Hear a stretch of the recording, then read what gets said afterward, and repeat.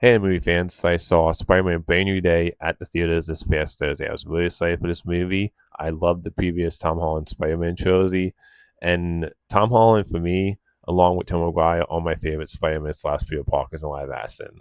I thought Tom Holland has done a fantastic job in every appearance that he's been when it comes to Avengers stuff and his previous Spider Man trilogy.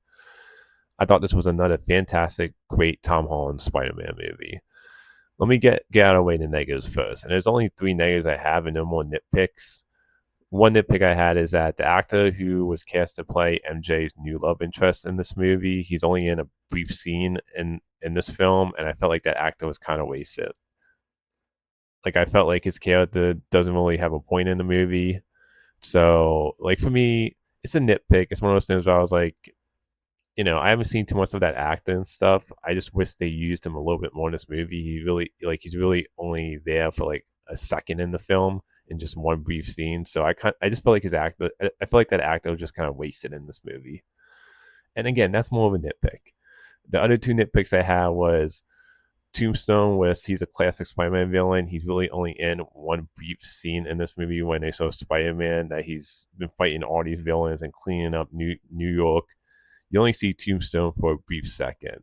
So it sucks that since he is a big villain and a classic Spider-Man villain, he really like I wanted to see more of that character. He really wasn't used at all that much in the film. So for like a classic Spider-Man villain, I hope in the future we see more of his character than what we got in this. So that would be another nitpick. And then the last negative, which again is more of a nitpick, is Scorpion, where I actually really like the look of Scorpion. I do wish he had some type of like mask in the movie, and I was glad to see that actor back from Homecoming, since that was something that you know they they wanted to bring him back to tie up the fact that they kind of hint at that in Homecoming that maybe when he was talking to Vulture that we're going to see the character again, and we didn't see him in like the Scorpion costume yet. So I was happy to see that actor back playing Scorpion again. I'm glad we got to see him actually in the costume, and he gets some really good action scenes. He is in this movie more than Tombstone and some of these other villains in the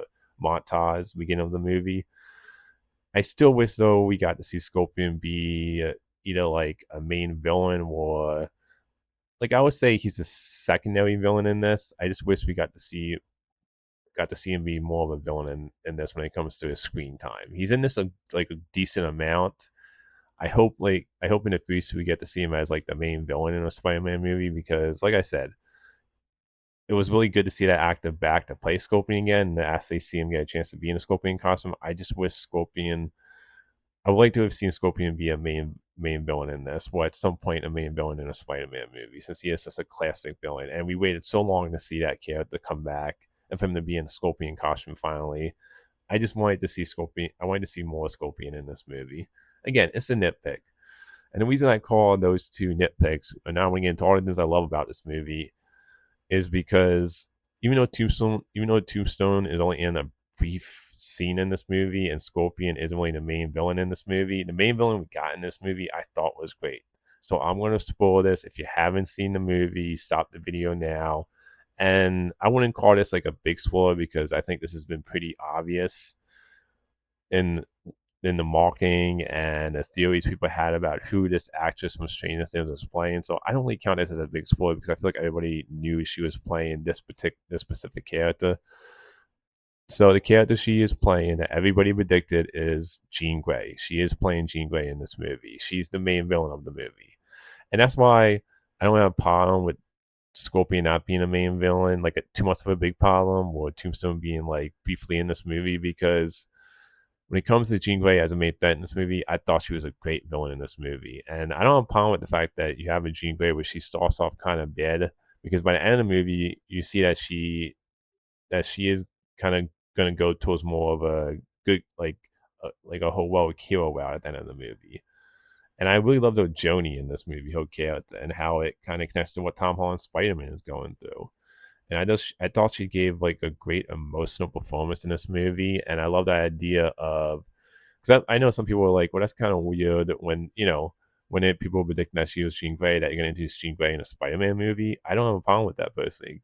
Like for me, it was done so well in this movie where I felt so emotionally attached to a character, and I think the movie does a great job I'm really making you understand why she's doing the thing she's doing and why she's bad. Like you really feel for a character when it comes to you find out in the movie that her sister Sarah got taken by damage control, and you see she's looking for this thing called VMAS, and you think it's like a MacGuffin with some type of item. And I love how later on you find it's not really an item; it's the last thing her sister Sarah saw before the guy in charge of damage control killed her. And I think the movie just adds a great emotional, really weight to Jean Grey, where you really feel for her. And when she like goes bad, when she like goes a little bad, that towards the end there, to damage control, and she has that guy in the chair, the one that killed her sister Sarah. You're like, yeah, you understand why she's doing what she's doing, and she does just a great time really showing the pain, and even the moments we got her and her sister. I really just felt invested in her character, and I think the movie does a great job, kind of hinting at how damage control deals with people who are different, who have special abilities. So I think that could definitely set up like future stuff with the X Men, which they are working obviously on the MCU reboot. And it ends in a way where she does become, where you can see her leaning towards becoming a hero since there is no X Men yet. That's something too, as I don't have a problem starting off bad because of the fact that there hasn't been an X Men yet, and they haven't introduced like the school and Professor X and all these other characters. And I really love the friendship that Peter Parker and Jean Grey form by the end of the movie. So I really like just the friendship they kind of form in this movie and the chemistry between the two actors. And Tom Holland, he does a great job as usual as Spider-Man. And I really love how this movie feels more mature than the previous trilogy. One thing I love about the previous trilogy is that it did a great job of capturing the high school Peter Parker. Like for me, I thought that was the best interpretation when it comes to showing Peter Parker in high school, when him feeling like a kid. Like when I watch that trilogy, he really does feel like a high school kid.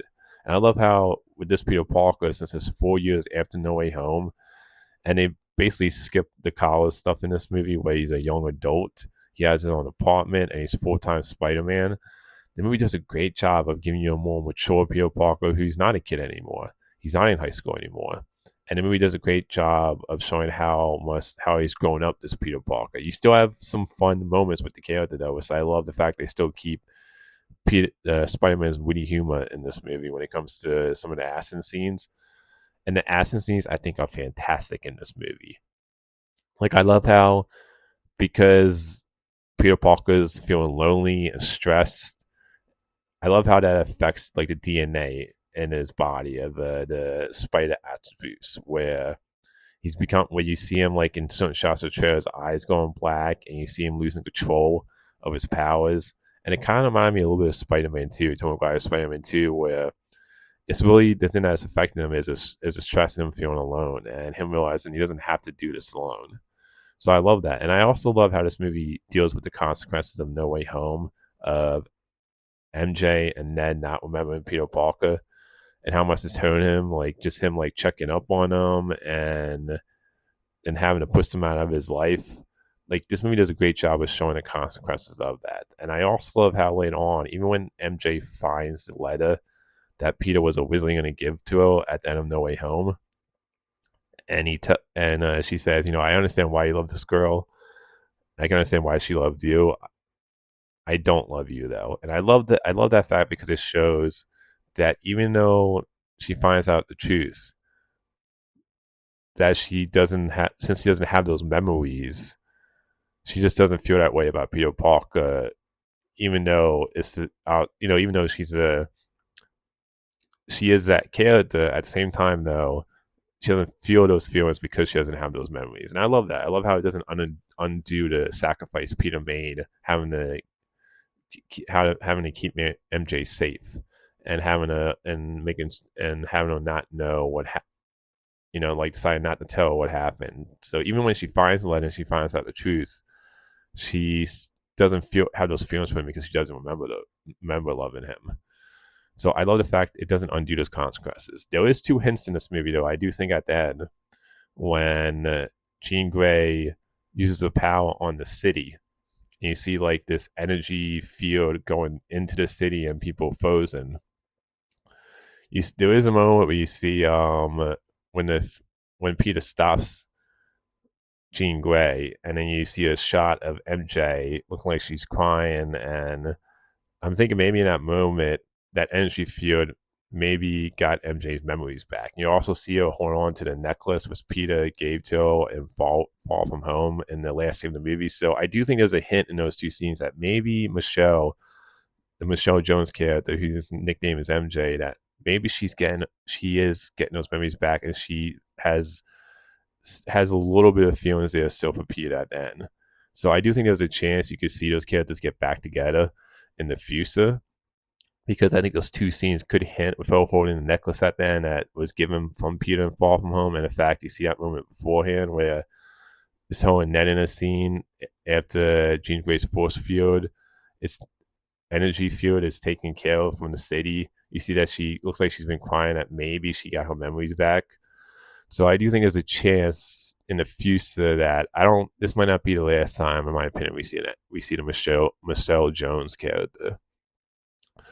At the same time, though, I do think it would be a good idea just to kind of keep them apart and give Peter Parker a new love interest, because I do like the idea of being like, well, there was a cost to what he had to do at No Way Home, and I think if you put them back together, I feel like that would kind of like cheapen the cost a little bit. So, and I would love to see this new love interest also. Like I love the Michelle Jones character that Zendaya played in these Tom Holland Spider-Man movies. I thought she was a great character. Like I like how weird and quirky her character is.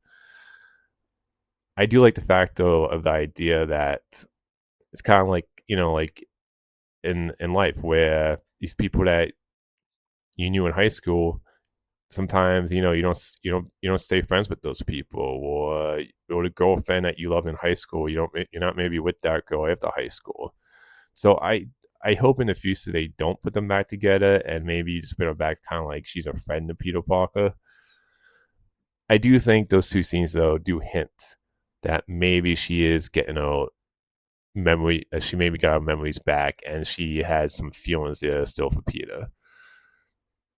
I thought she was great in the movie. I loved how kooky and weird her character is, and she continues to be great in these movies. And, it was great to see Ned character again. I love the fact he's obsessed with tracking down Spider-Man and wanting to thank him from all the times that Spider-Man saved them when they were in high school in the previous trilogy. So I love that. I thought that was like a fun aspect of the character. And I just love the friendship between Peter and Ned in these movies. And I actually really like the ending too, where Peter sees Ned in the store and he goes over and says hi to Ned, and you see Ned doesn't recognize him. And this is one of the scenes at the end of the movie where where Peter shakes Ned's head, and they start to do the handshake. And I like how it kind of like you start to see Ned, remembering the handshake. It's like one of those things, and like when it's something that's specific towards like a friendship between two characters, and it's kind of like your body starts to remember why you're doing it. So I thought that was a nice little moment. It kind of made me think. I think there's a couple like ways you go with that scene at the end, where I think maybe it could hint at Ned remembering Peter Parker and getting his memories back, because it's like a memory muscle thing when it comes to the handshakes. I really like that moment. What it could be, I've heard another theory, people saying, well, it's just him realizing that's Spider-Man because MJ called out Spider-Man's name Peter in one scene earlier in the movie. I think the idea of Ned getting his memories back, I think, would be, in my opinion, a more interesting route to go. So I thought he was great as Ned in this movie. I thought John Bernthal as Punisher was great in this movie. I felt like they still did a great job of keeping him as Punisher, like keeping him dark, while at the same time having fun with the character of the fact that he's all weighted. Like I love the part where Spider-Man puts a web on his mouth in one scene to before he coasts. So I thought that was funny. And I just love John Bernthal as Punisher. And I love the fact in this movie he's full on Punisher now. Like he doesn't give a crap when it comes to whether he kills a bad guy or not. Like he's gonna kill Jean at the end. And I love the fact they showed that, that no matter, even though he's friends with Spider-Man in this movie, and you see the friendship, he's still this dark Punisher who doesn't care about killing the bad guy to get rid of the threat. And I think him and Spider-Man have some great banter. Like Tom Holland and John Malthot just have great chemistry with each other. Where it's just like they just have really fun banter, and it just kind of feel like a brother relationship to me, where you have Punisher who's the older brother and Spider-Man who's the younger brother, and it just they have that like vibe where just they feel like brothers to me, where it's like Punisher's the older brother, the older grumpy brother, and then you have like Spider-Man who's a younger brother, and I just think they have great chemistry where you love the friendship between these two characters, and there's a lot of like fun banter between the two characters. So I think they just have a lot of fun moments in this movie with Punisher and Spider-Man, and I've been wanting to see the Spider-Man and Punisher team up in a movie before, and I just think the characters make for just an interesting dynamic between the two characters where you have character Punisher where he's just willing to kill the bad guys, and Spider-Man, doesn't cross that line. I think it just makes for an interesting friendship between the two characters. And I like the fact that in the movie you see Punisher who's really grown attached to Spider-Man. So I thought that was just a nice friendship in this movie, and I think the two actors just have great chemistry. So I thought the team up between Punisher and Spider-Man was done really well, and I never felt like the Punisher lost his edge. And I love the fact that he apologized to Spider-Man about that he shot Spider-Man by mistake when he was trying to take a shot at Jean Grey. Because the thing I always thought about Punisher is that he's not like he's a character who doesn't regret if he hurts a good guy. And that's the thing for me is that I think the movie does a great job really showing how Punisher grows to like this kid, not kid, young adult when it comes to Spider-Man and his friendship he forms. So I think it makes total sense. And at the end, he would say sorry to Spider-Man, Peter Parker, because of the fact that I think it shows that throughout the movie you see him grow attached to Spider-Man. And I always look at Punisher as like if he like hurts a good guy or kills a good guy, then he would feel bad about that. Like the whole thing with the Punisher is that he's only out there to kill the bad guys. So him accidentally shooting Spider-Man and almost killing him, I feel like that totally makes sense. He would say sorry to Spider-Man at the end, especially when you see the friendship that has grown between these two. And they even hint in this movie that they ran into each other before this movie, since this movie takes place 4 years after No Way Home. So like even the story with the Staten Island, then I was like, I kind of want to see that showed in a movie. And then when it comes to Mark Ruffalo, I thought he was great as Bruce Banner / Hawk again. And I love the fact in this movie we see the Savage angry Hawk again, because we haven't seen that Hawk since Infinity War. You had the whole Professor Hawk thing in Avengers Endgame and She-Hulk. It wasn't my favorite version of Hawk. I understand why they went that direction. The idea of taking Bruce Banner's scientist brain and combining it with Hawk's strength. And in the comics, there's been different interpretations of Hawk, different like versions when it comes to how powerful he is. I do love the fact we got back to Savage Hawk in this movie, and I think Mark Ruffalo does a great job having a Bruce Banner that feels like a scientist to me. Like I buy him as a professor, as kind of awkward and nerdy, and I think it totally makes sense. Peter Parker will go to Bruce Banner when it comes to DNA, since he's asking about how do you take out the good parts. I mean, how do you take out the bad parts and keep the good parts? So I thought Mark Ruffalo was great in this movie as Bruce Banner. I think he's done a great job as a character, and it was just really cool to see Savage Hawk again in this film. And also the fight scene between Hawk and Spider-Man was done really well. Like you really made Hawk feel scary in that moment where Hawk looks like he's about to kill Spider-Man and he looks at his face in the mirror. I thought that was a really nice, beautiful, emotional moment. And how Bruce Banner's story ends in this movie, I think that sets up, in my opinion, the future for Hawk. Like I know Mark Ruffalo has talked about he has ideas for Hawk solo movies, and I would love to see a solo movie with him as a Bruce Banner / Hawk. Like that, like at the end of this movie, they show that Bruce Banner / Hawk is a public enemy again, where he's lost all the stuff that he's gained from the public not thinking of him as a threat anymore.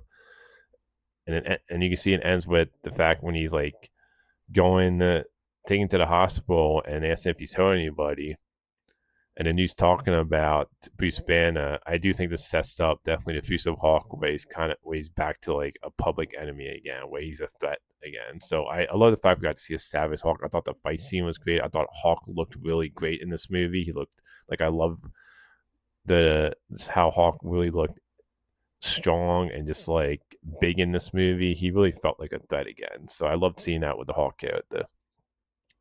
And like I said, this movie does a great job of having a balance to it when it comes to being more mature than the last three Tom Holland movies, and still having like moments of Spider-Man having his wisecracking jokes.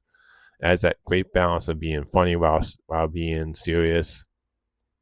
And everybody does a great job in this movie. And I also love the fact that you see Spider-Man in this movie, since he's so full-time Spider-Man, that Peter Parker is going around cleaning the streets, putting away all these bad guys, these small criminals, and helping out the community. And I love that aspect of just him being this Spider-Man, this friendly city Spider-Man, way he's going around and helping out the community. I just love that. I love seeing that in this character, because that's one of the things that makes Spider-Man great, is that he's a fairly neighborhood Spider-Man, and seeing him going around and just helping the community and getting getting all these villains out of the street when it comes to all the criminals. I thought that was really sweet and nice. And there's this great moment at the end where you see the people outside of the hospital after Spider-Man has stopped Jean Grey, and you see he's wearing a Spider-Man mask up in the mirror, and Peter Parker can sneak out of the hospital in his civilian clothes, and you see this black kid on top of his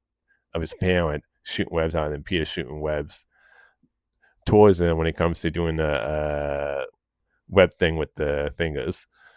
I thought that was a nice, sweet moment. It really shows how much Spider-Man means to the city. And like I said, this movie does a great job of just showing you the cost of Spider-Man when it comes to Peter Parker feeling alone and having to balance that. That's why it reminded me of Spider-Man 2 a little bit when it comes to the idea of just having Peter Parker balance his Spider-Man life with his personal life, and how him being full-time Spider-Man is a bad thing because of the fact that he's lonely, and he's being stressed out because he doesn't really have a personal life in this movie, and going for Spider-Man isn't a good thing. In that, I think this messes the movie about the fact that sometimes you need help. That's why I think him and Jean Grey, I really love the friendship of how she's lost her sister, she doesn't have anybody, and Peter's saying, you got me, that he's there for her as a friend, and just seeing how seeing how his devoted his whole life to Spider-Man can be a negative thing towards his life. And this defense between him and Jean Grey, I think, is really beautiful in this movie, where they have great chemistry and they both feel alone. So that's why I think Jean Grey's story really works in this movie, is that it's like a nice connection to Peter Parker, where they both feel alone, and you see them grow this friendship. So I thought Tom Holland did a great job really showing the loneliness of Peter Parker in this movie, and really showing the pain and costs. And there was this one moment in the movie which I thought really showed how much of a villain Jean Grey was for the first half of this movie, where that moment where Peter Parker gets MJ because Jean Grey is making threats she's going to go after MJ, and then you see Jean Grey take over MJ and kissing Peter Parker, thinking Spider-Man. Peter Parker thinking that MJ remembers him. I thought that was a really cool moment that showed how much of a villain Jean Grey was. And like I said, this movie does a great job of like making you really like feel for Jean Grey when it comes to her sister, and you understand where she's coming from about how people with powers are treated differently. How damage control is treating people who have these abilities. And I think that leads perfectly into an X-Men movie of just how I think damage control could become a big threat towards mutants in the future. So I think it does set up some stuff there with X-Men, where it's like, oh yeah, damage control could be one of those big threats in the future in X-Men movies, since it seems like they're treating people with, people that have abilities as threats at times. So I think that's something that could definitely lead into future X-Men movies.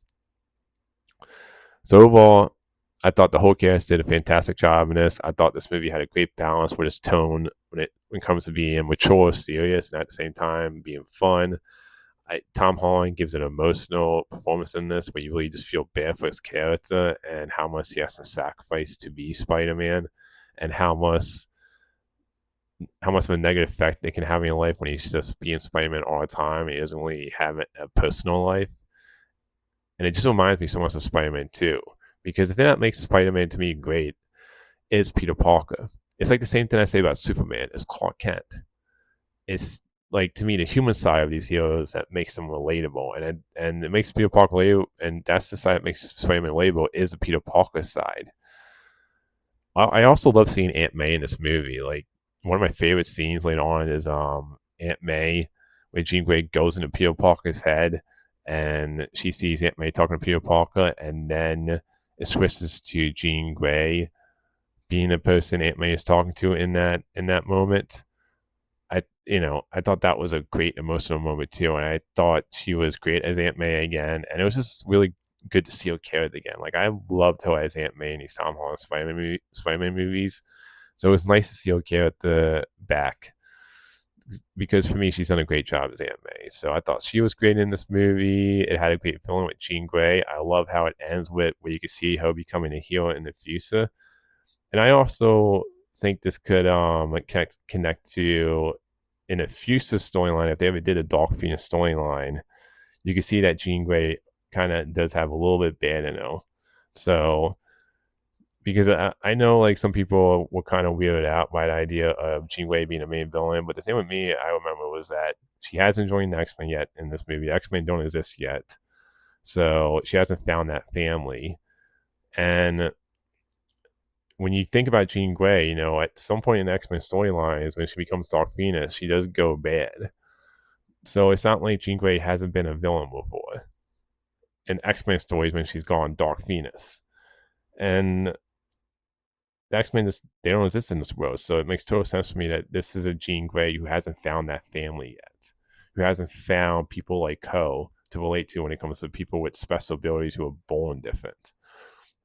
So I think the movie does a great job of setting up as a villain that you really feel invested in. You understand where she's coming from, and by the end of it, you really feel invested in Peter Parker and Jean Grey's friendship. And I would love to see if when she joins the X-Men, hopefully in the X-Men reboot that they're working on, or in a future X-Men movie, I would love to see more moments between her and Spider-Man, because I really do love the friendship that's built between these two characters by the end of this movie. So overall, fantastic Spider-Man movie. One of the best Spider-Man movies in my opinion, and just another great Tom Holland Spider-Man movie. Like, from what I heard, this is supposed to start a new trilogy, and I hope he continues to play Spider-Man as long as he can, because to me, he does a great job of capturing the Peter Parker side, the nerdy, awkward, down on his luck underdog side, while still capturing the heroic, wisecracking Spider-Man side of it. I just think he does a great job capturing both sides. Oh, and the character Elena, Black Widow's sister, Florence Pugh, I think she's great in this movie too. She gets 2 scenes in this movie, and I thought both scenes were really funny, and they do reference the New Avengers, since she is part of the New Avengers at the end of Thunderbolts. So I like that little connection there, and she's in this movie just enough where I don't feel like she does add something to the movie when it comes to just having some fun moments with Spider-Man. And also, I just like seeing her character again. Like, I love the Elena character in the Black Widow movie. I love the Thunderbolts. So I like the little connection tissue there. This movie does have a post-credit scene, so I would say you do need to stick around. And I'll say this about the post-credit scene. I'm not gonna say what it is. I will say I do think it hints at Secret Wars. I will also say this. I can see some people having mixed feelings on the post-credit scene in this movie. If you don't know the comics, and I'm not saying this is hitting towards Secret Wars post-credit scene, that's just my theory. I do think this post-credit scene could be a disappointing post-credit scene for some people, though. Like, I can see people having mixed feelings on this post-credit scene. You only get one post-credit scene in this movie, so it's after the credits at the very end. For me, I think it hints at Secret Wars. At the same time, I can see why some people would be disappointed in this post-credit scene, because it's not like I can see some people coming out wanting more out of the post-credit scene than what they got in this movie. So I could totally understand some people being disappointed in the post-credit scene. Just to let you know, though, this movie does have a post-credit scene, so stick around until the end. Overall, when it comes to this movie, it was not a great Spider-Man movie. And I hope Tom Holland continues to play Spider-Man. I know he's talked about that. It sounds like he's He's going to play as long as they want him around, and I definitely want to see him continue playing the character. And just overall, this is a movie I would recommend and go check out in the theaters. And to me, it's another great Tom Holland Spider-Man movie. So I would definitely say go check out Spider-Man Brand New Day at the theaters. One of my favorite movies of the year, a great movie. And just to me, it continues MCU's streak right now where I feel like they're getting back on track. Because Fantastic Four Footsteps I thought was great, Thunderbolts I thought was great, Wonder Man I thought was great, and to me this was another great one. So I do feel like the MCU is definitely getting back on track when it comes to the quality of films. I would definitely recommend, like I said, go check out this movie at the theaters. Until next time, movie fans.